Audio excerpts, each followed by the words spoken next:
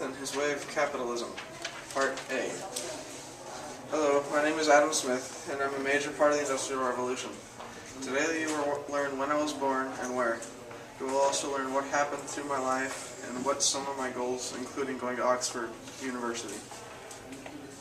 I was born on June 5th, 1723, in Kildare, Scotland. My parents raised me in the religious of Deist. When I was 3 years old, I was kidnapped by a group of gypsies, and my dad began a quest to find me. He eventually found me and brought me home. I began by helping people in business to make their jobs easier and safer. I eventually retired, only to go back to work and give a job as leader. This was fine until my health began to go downhill. I eventually began to feel better, then I had to retire because I was still getting weaker. This was the end of my career. Part B. Capitalism is the concept that production is privately owned and money is invested in business ventures to make a profit. So, natural laws control the economy without government interference. By allowing the world market to be free of government regulation, there will be a production of wealth. The economy will continue to grow and become successful. This is a term I like to call laissez-faire.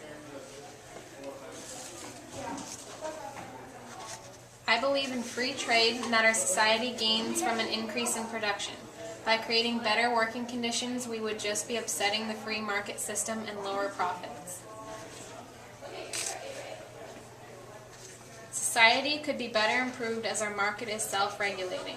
Everyone can contribute to the society's wealth and are able to gain from it. This is called the invisible hand. I can open a company for my selfish interests, but it would still be a benefit to the society because it would provide jobs and allow people to buy goods. If I help myself and follow my own economic dreams, I actually help others. Part C. The Industrial Revolution is good, but I would like to change a couple of things.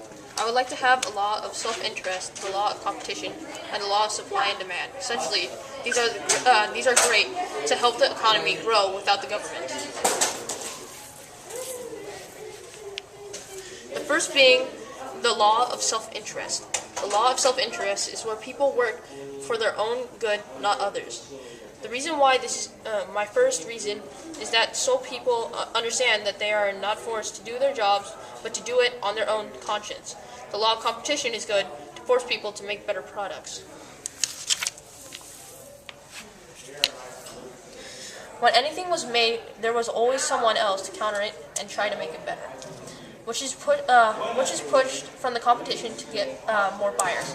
The law of supply and demand is meant to keep enough goods produced at the lowest possible price to meet demand in a market economy. Part D. I am known for my title Father of Economics because my beliefs have its own ways to success.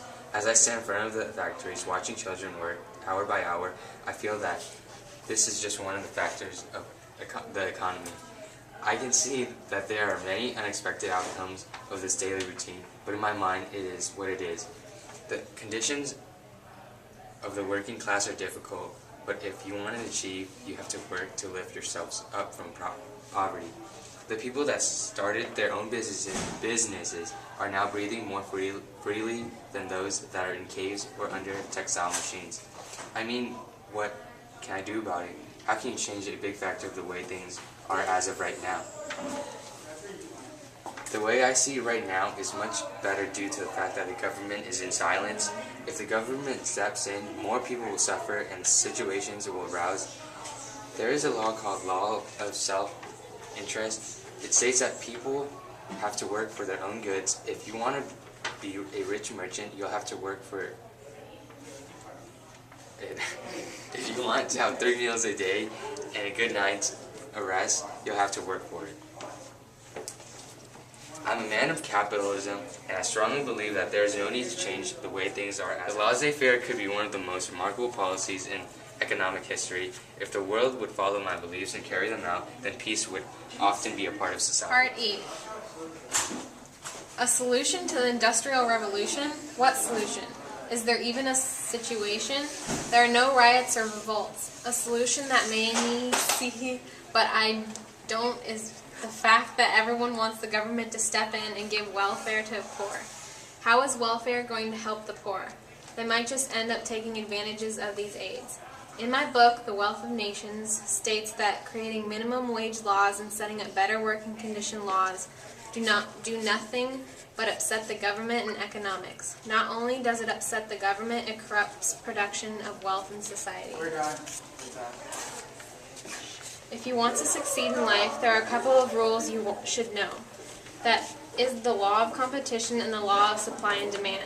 These laws are what keep the economy running smoothly. In one of my books, I have stated that if everyone contributes into society and economics, then everyone will enjoy the wealth it provides. However, that depends on your social class. Above all else, I just want to say that let natural laws run the market. Supply and demands, competition, and the struggle to reach wealth will all play its roles, and if you play the cards right, you too will also benefit from this process.